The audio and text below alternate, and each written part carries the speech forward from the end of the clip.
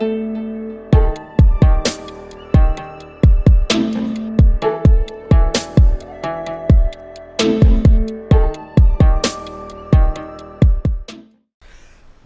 back to another episode of Like or Dislike, where we take a look at some of the latest games that came out.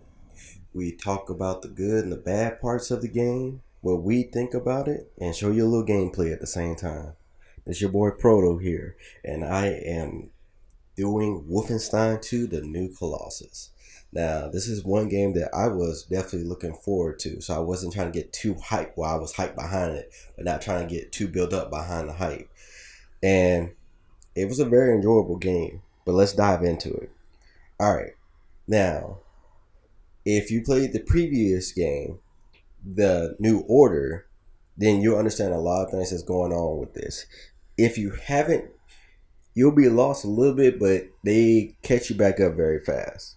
So basically, you play as BJ Blazkowicz, and it picks up right after the New Order.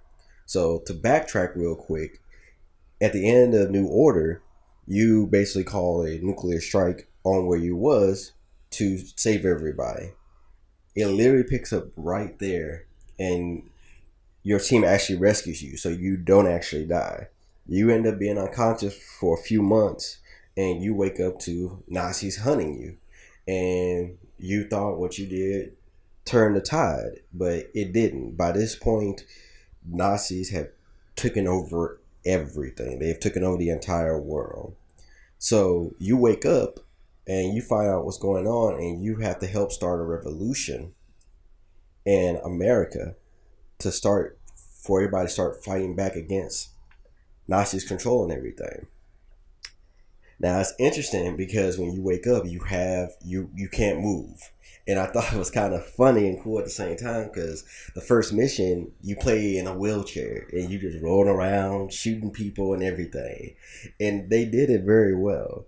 And after that point, you pick up a power armor that lets you move around and lets you be mobile.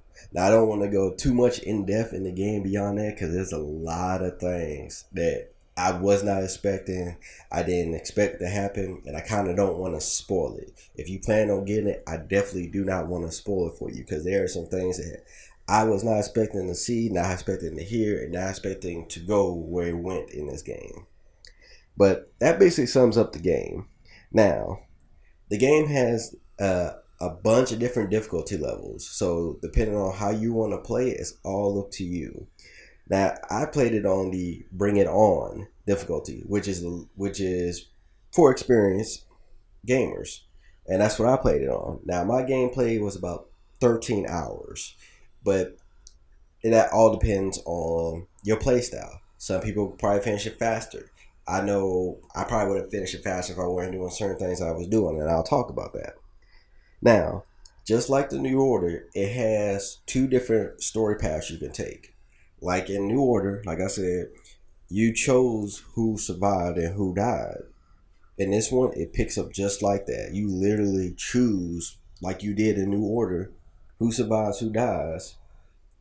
And it has alternate story paths, because one person's alive, one person's dead, and vice versa. And it's really interesting. I like how they still do that. Now, the weapons are very futuristic.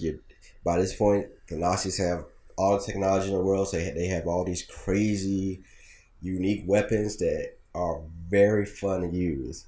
Now, one thing that I really enjoyed playing the game was dual wielding.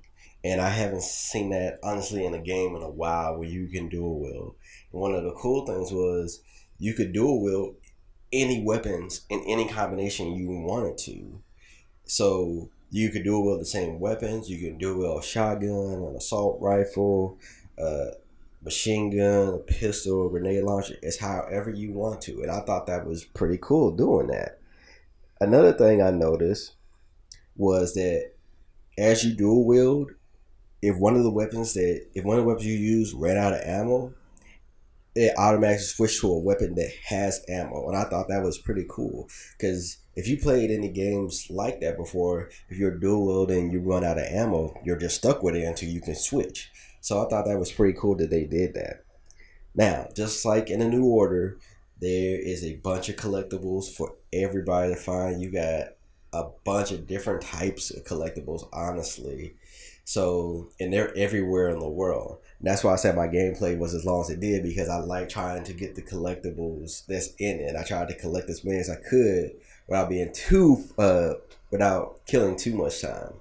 But if you're a completionist, there is a bunch of collectibles for you to get. They have records, they have toys for one of the characters, they have artwork of scenes of the areas that you're going to be in, and the artwork they did was very nice, very good. And they have these little star cards that have these characters on them and everything. So, and they're literally everywhere. Some of them you will have to probably do a little digging around upon, but some of them, but most of them are in general areas. If you're walking, if you're picking up ammo, picking up health, you'll see them. So I kind of like they still brought that in there. Now they brought back the Enigma codes, and basically the Enigma codes are just side missions. And what you do is you would get these codes off of dead enemies, and you would go to this Enigma code machine, and you would have to put in this type of code before a time limit. And what it do is it'll unlock high value targets, and that would be side missions that you could do. And doing them actually unlock other things that you could do later on in the game. Like I said, I don't want to talk about it too much because I don't want to spoil it too. But I don't want to spoil it too much. But they do unlock other abilities that you will eventually get, which come in handy. They come in handy when you start using them. Now, characters had great personalities in my opinion. Nobody was really generic. Everybody had their reason for fighting and the reason why they was fighting, and it was kind of interesting when you're trying to get them all together to work together, because it's like personalities clashing and they all realize this is for the better good, so they have to put their differences aside. Now, like I said, cutscenes were very good. Had me in the moment, just waiting to see what was going to happen next. Like nearly every cutscene, I wanted to see what was going to happen next. I didn't want to stop playing. So, the pros and cons of this game, and they're stacked pretty evenly. The pros, like I said, you have dual wielding. You can do a combination of any weapons. Like I mentioned earlier, it automatically switch the weapon that you got, which is pretty good. You have different ways that you can play. You can do stealth, you can do guns blazing, you can do a combination. And honestly, I try to do stealth as much as I can, but once they find out, I just go guns blazing. But there's sometimes where you just don't want to do stealth, and there's sometimes where you really need to do stealth, but it all depends on your playstyle. Another thing I forgot to mention earlier was the weapons. With the weapons being futuristic, you could actually upgrade them, and you will find parts along the world, and you will upgrade them, which will make a significant difference between the weapons you use. Some upgrades made a big difference, like reloading the weapon faster or making the round stronger. So they definitely did come in handy. But back to the pros, it was very challenging, like I said, and I was playing it on the setting Bring It On, which is a little bit above the average setting, and that was challenging. There were certain areas where we played it over and over because you try to figure out how to fight them or how to keep them back until you can get away, and it got some frustrating moments at some points, but it was challenging. It's a good challenging game. They've always been challenging. They've never been easy. So I like that they're still doing that. Now the cons. There weren't a lot of many cons on this, so I tried to look at every aspect of the game. One con, there's no multiplayer, but that's by the developer's choice. They had put out early beforehand that they was not going to do a multiplayer game. This series has always been big on the narrative story, and they wasn't going to do a multiplayer. They wanted to focus on the story, which is some I have nothing against, because I love story-driven games. I love games that tell a great story. They get you deep into the world, and if they do it over multiple games, you can't wait till the next one comes out. Because like I said, after New Order, I was really hoping the next one would come out soon, because I wanted to see what was going to happen next to BJ, because I knew he wasn't going to die. Another con, and this one thing I saw, was lip syncing was not the best with the NPCs. Now the cutscenes, lip syncing was on perfect with me. Didn't see no problems. The only time I saw it is when I was just walking around in the world and talking to NPCs, and a few times their lips would not be matching up with what they were saying. So I personally don't have nothing against that. They tried to make a lot of NPCs kind of non-generic with their own personalities, but I didn't have nothing against it. And besides that, sometimes the save points didn't work so well.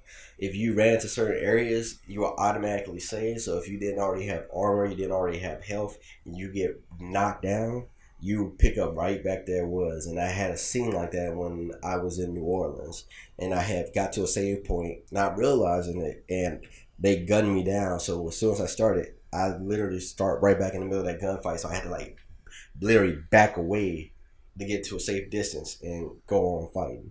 So other than that, other than that, nothing wrong with it. It was pretty good. The way honestly you could fix that was you could manually save at any time. So I never really thought about doing it at the point. I was like, I just needed to back away.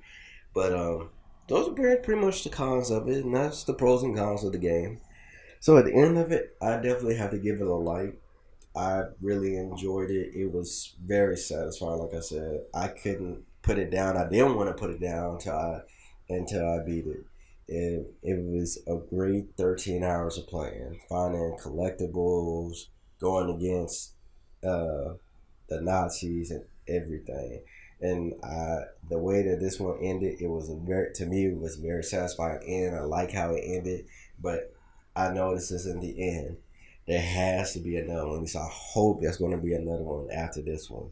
But let me know what you guys think in the comments. Leave your comments. Let me know whether you guys got it or you're going to get it. If you played it, what do you think? What were some good and bad things you liked about it? Make sure if you like the video, make sure to give me a thumbs up. That lets me know that you guys like videos like this, and we'll try to do more on the regular. We'll try to do more like this. We're going to be putting up regular content on a regular basis. Make sure to follow us on Facebook. There's a link in the description so you can reach out to us. If there is an idea or something that you want to hear in a video, don't be afraid to reach out to us. We might put it in the video because this is a channel for gamers of all types. It doesn't matter how you game. Everybody here is welcome. No matter if you're a pro, semi-pro, you're an average gamer, you're a noob, you're a casual gamer. Everybody here is welcome. But I'm Proto, and I will catch you guys later.